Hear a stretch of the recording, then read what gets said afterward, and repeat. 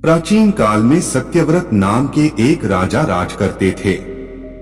वह प्रतिदिन पूजा पाठ किया करते थे। उनके पास किसी भी चीज की कमी नहीं थी।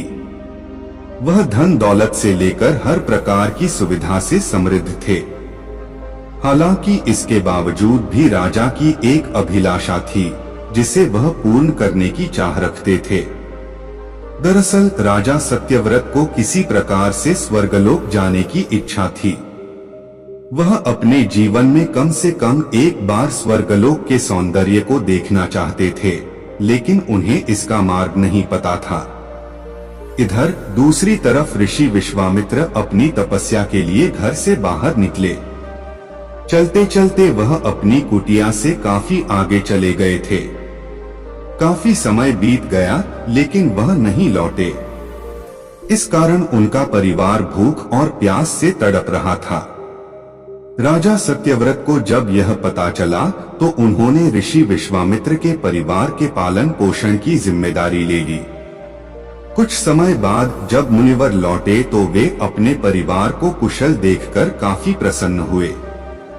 उन्होंने पूछा कि उनकी अनुपस्थिति में किसने उनकी देखभाल की। इस पर ऋषि के परिवार वालों ने बताया कि राजा ने उनके पालन पोषण की जिम्मेदारी उठाई थी।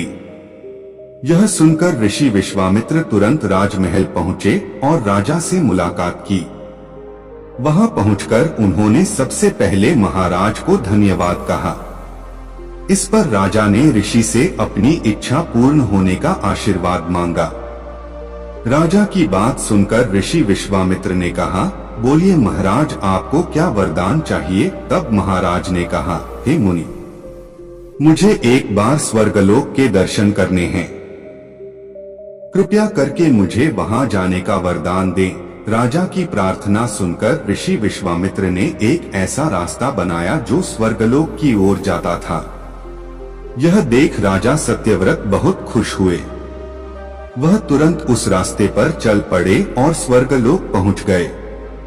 यहाँ पहुंचते ही इंद्रदेव ने उन्हें नीचे धक्का दे दिया, जिसके कारण वो सीधे धरती पर जा गिरे।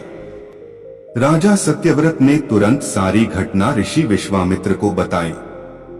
राजा की बात सुनकर ऋषि विश्वामित्र गुस्से से आग बबूला हो उठे।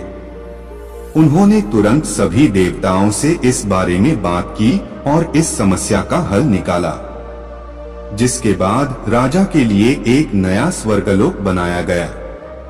नए स्वर्गलोक को पृथ्वी और देवताओं के स्वर्गलोक के बीचों बीच स्थापित किया गया था ताकि किसी को परेशानी न हो। नए स्वर्गलोक से राजा सत्यव्रत तो बहुत खुश हुए, लेकिन विश्वामित्र को एक चिंता लगातार सता रही थी। उन्हें डर था कि नया स्वर्गलोक कहीं जोरदार हवा के कारण गिर न पड़े। अगर ऐसा होगा तो राजा सत्यव्रत दोबारा से धरती पर जा गिरेंगे। काफी सोच विचार के बाद ऋषि विश्वामित्र को एक उपाय सूझा। उन्होंने नए स्वर्गलोक के नीचे एक बहुत लंबा खंभा लगा दिया ताकि उसे सहारा मिल सके।